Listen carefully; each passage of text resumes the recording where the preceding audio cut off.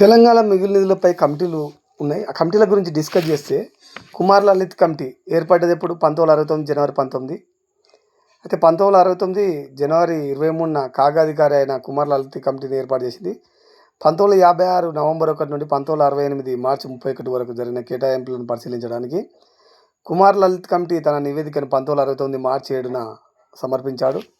ఈ నివేదికలో 1956 నవంబర్ 1 నుండి 1968 మార్చి 31 వరకు ఎక్సైజ్ డ్యూటీతో కలిపి తెలంగాణ రెవెన్యూ ఖాతాలో 102 కోట్ల మిగులు ఉందని, దీనిలో నికర మిగులు 63.92 కోట్లని పేర్కొన్నది. తెలంగాణ మిగులు నిధులు వచ్చేసి 34.10 కోట్లని కుమార్ లలిత్ కమిటీ పేర్కొన్నది.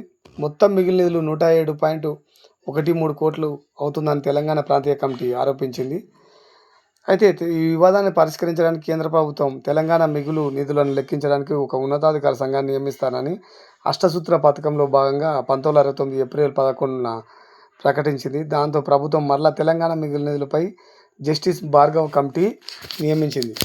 అయితే జస్టిస్ భార్గవ్ కమిటీ గురించి డిస్కస్ చేస్తే అష్టసూత్ర పథకంలో పేర్కొన్న 1969 ఏప్రిల్ 22న ప్రభుత్వం సుప్రీంకోర్టు న్యాయమూర్తి వశిష్ఠ భార్గవ్ నాయకత్వంలో తెలంగాణ మిగులు నిధులను పరిశీలించడం కోసం ఒక ఉన్నతాధికార సంఘం నియమించింది. అధ్యక్షుడు వశిష్ఠ భార్గవ, సభ్యులు వచ్చేసి విహారి మాథూర్, హరిభూషణ్, కార్యదర్శి కృష్ణస్వామి. తెలంగాణ ప్రాంతీయ కమిటీ లలిత్ కమిటీ నివేదికపై అభ్యంతరాలు చెప్తూ తెలంగాణ మిగులు నిధులను అంచనా వేయడంలో ఆంధ్ర ప్రాంత రెవెన్యూ లోటును లేదా మిగులును పరిగణలోకి తీసుకోవడం అవసరం లేదని భార్గవ కమిటీ ముందు వ్యాపించింది. భార్గవ కమిటీ ప్రభుత్వానికి 123 పేజీల నివేదిక సమర్పించింది. అయితే ఇది బయట పెట్టలేదు ప్రభుత్వం అనేది. భార్గవ కమిటీ నివేదికలో మెయిన్గా 1956 నుంచి 68 మధ్యలో తెలంగాణ మిగులు నిధులు 28.34 కోట్ల అని పేర్కొన్నది. తెలంగాణ ప్రాంత మిగులు నిధులకు తెలంగాణ ఖర్చు పెట్టలేదని పేర్కొన్నది. పెద్ద మనుషుల ఒప్పందాన్ని అమలు చేయడానికి అదనపు చర్యలు తీసుకోవాలని పేర్కొన్నది. అయితే భార్గవ కమిటీ నివేదికను తెలంగాణ ప్రజాప్రతినిధులు తెలంగాణ ప్రాంతీయ కమిటీ వ్యతిరేకించింది.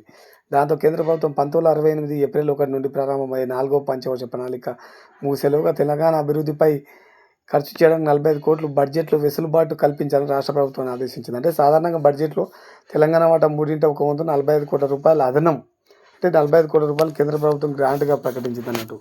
అలాగే వచ్చేసి మనము ఈ మిగులు నిధులప్పుడు ఈ 2 కమిటీలు చాలా ఇంపార్టెంట్ అని పోయినసారి గ్రూప్ 2లో రావడం జరిగింది.